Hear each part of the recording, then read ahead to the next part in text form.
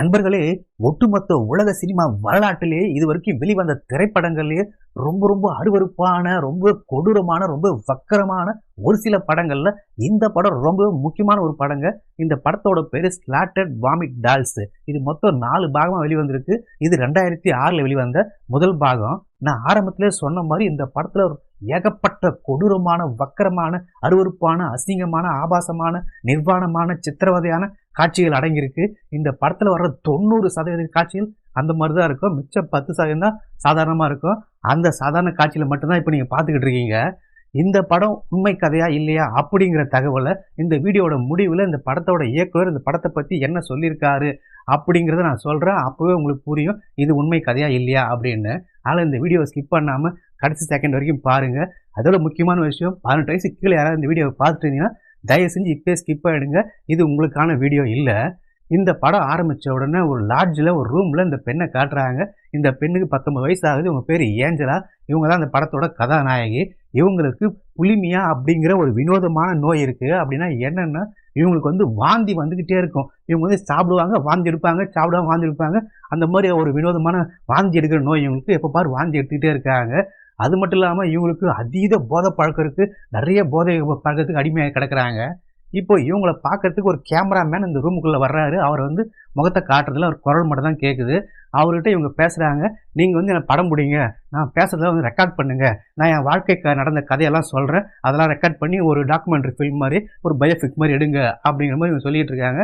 அவரும் சரின்னு சொல்லி சில கேள்விலாம் கேட்குறாரு. அந்த கேள்விக்கு பதில் சொல்லிட்டே வர்றாங்க. இப்போ இவங்க கதையை வந்து சின்ன வயசுல சொல்ல ஆரம்பிக்கிறாங்க.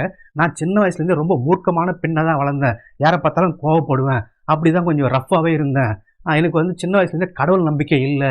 எனக்கு வந்து கடவுளை பிடிக்காது. எனக்கு வந்து சாத்தானை தான் பிடிக்கும் அப்படிங்கிறாங்க. இவங்க வந்து சாத்தான் தான் நமக்கு எல்லாமே கொடுப்பார், நல்லது கொடுப்பார், நல்லது செய்வார் அப்படிங்கிற மாதிரி ஒரு நம்பிக்கையில் வளர்ந்துருக்காங்க.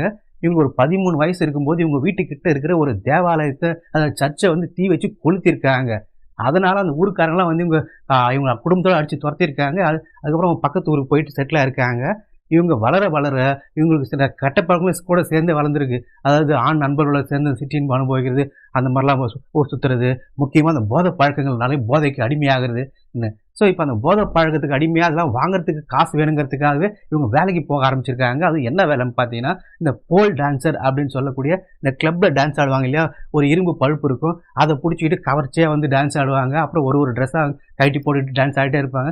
கடைசியில் அப்படி எல்லா ட்ரெஸ்ஸும் கழட்டி போட்டு பிறந்த மேனியாக நிர்வாணமாக அந்த கம்பத்தை பிடிச்சி சுற்றி டான்ஸ் ஆடுவாங்க.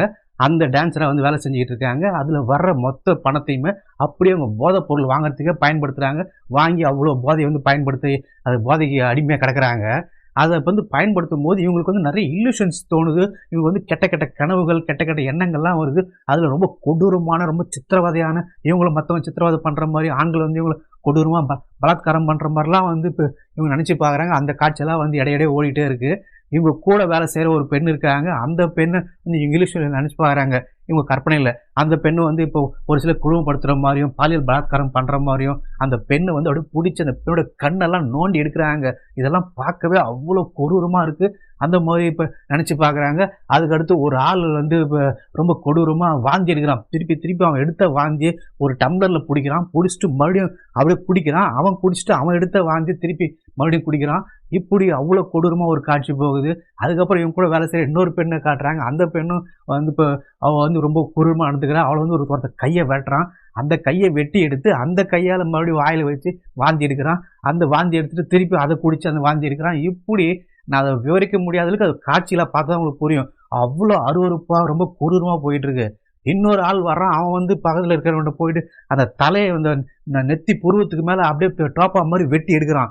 எடுத்துட்டு அந்த மூளைகளே அது வந்து உள்ள கையை விட்டு அந்த மூளையை வெளியே எடுத்து அதை அப்படியே திங்கிறான். தின்னு அது அதனால் வாந்தி வந்து அந்த வாந்தி அப்படியே அந்த தலை, அந்த மூளை காலியான அந்த பாக்ஸ் மாதிரி இருக்கிற தலை, அதில் அப்படியே வாந்தி எடுக்கிறான். திருப்பி அந்த வாந்தியை பிடிச்சி மறுபடியும் குடிக்கிறான். குடிச்சிட்டு வாந்திக்கிறான்.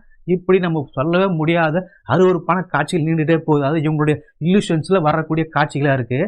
அப்புறம் அந்த பெண் என்ன சொல்கிறாங்கன்னா, எனக்கு வந்து நான் அந்த போதை இதுக்கு அடிமையானதுனால எனக்கு அந்த சம்பாதிக்கிற பணமே பத்தாமல் போயிருக்கு. இவங்க அந்தளவுக்கு போதைக்கு அடிமையாக இருக்காங்க. அந்த போதைப் பொருள் வாங்க பத்தலைன்ற அளவுக்கு அடுத்து இவங்க விபச்சார தொழில் ஈடுபட்டு இருக்காங்க.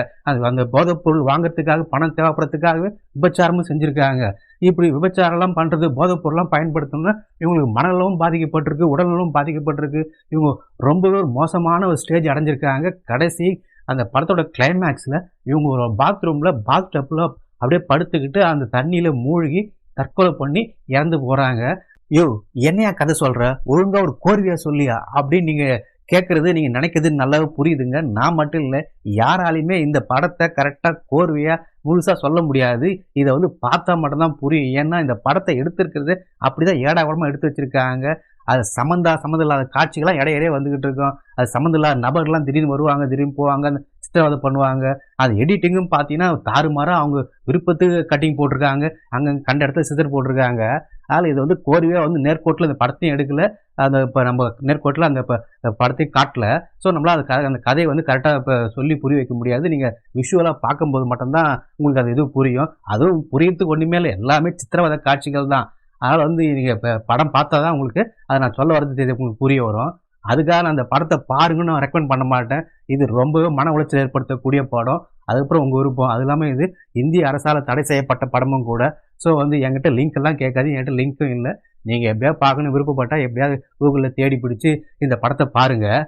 மேலும் இந்த படத்தை பற்றி இந்த படத்தோட இயக்குனர் என்ன சொல்கிறாருன்னா, அவர்கிட்ட ஒரு பேட்டி எடுக்கும்போது, நீங்கள் ஏன் இந்த படத்தை எடுத்தீங்க, இவ்வளோ கொடூரமான படத்தை எடுக்கணும்னு அவசியமா, என்ன ஒரு அவசியம் அப்படிங்கிற மாதிரி அவன் கேட்டவொன்னே அதுக்கு என்ன சொல்கிறாருன்னா, இந்த படத்தில் வர்ற ஏஞ்சலாங்கிற கேரக்டர் வேறு யாரும் இல்லை, எங்கள் அக்காவை நான் மனசில் வச்சுக்கிட்டு தான் அந்த படத்தை எடுத்தேன். அதில் சில விஷயங்கள்லாம் எங்கள் அக்காவுக்கு நடந்தது, உண்மையாக எங்கள் அக்கா வாழ்க்கையில் நடந்தது அப்படிங்கிறாரு. என்ன அப்படின்னு பார்த்தீங்கன்னா, அவங்க அக்காவுக்கும் இந்த புலிமியா அப்படிங்கிற அந்த வாந்தி எடுக்கிற நோய் இருந்திருக்கு. அதனால அவங்க ரொம்பவே கஷ்டப்பட்டிருக்காங்க.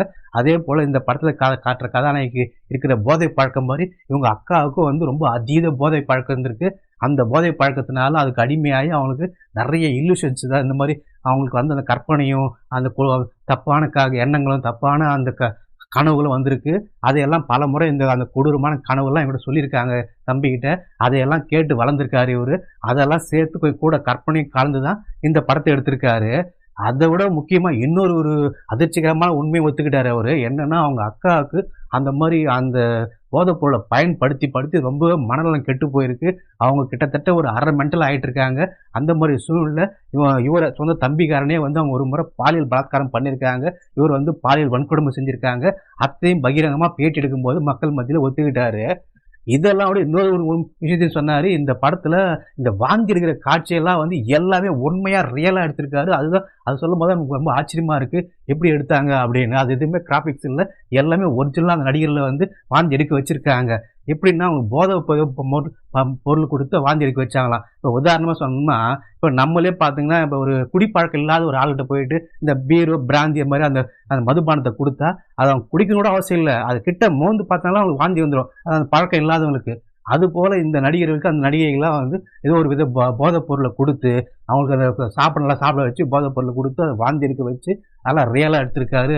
அன்பர்களே, இது போல ரொம்ப வித்தியாசமான உலக திரைப்படங்களோட தகவல்களை நீங்கள் தெரிஞ்சுக்கவும், குறிப்பாக உண்மை சம்பவங்களை அடிப்படையாக வச்சு எடுக்கப்பட்ட திரைப்படங்களோட கதைகளை நீங்கள் தெரிஞ்சுக்கவும் விருப்பப்பட்டால் இப்போவே நம்முடைய இந்த சேனலை சப்ஸ்கிரைப் செய்து பக்கத்தில் இருக்கிற பெல் பட்டனையும் ஆன் செய்து வச்சுங்க. வருங்காலத்தில் இதோட ரொம்ப கொடூரமான ரொம்ப வித்தியாசமான படங்கள்லாம் நம்முடைய இந்த சேனலை பதிவேற்றம் செய்ய இருக்கு.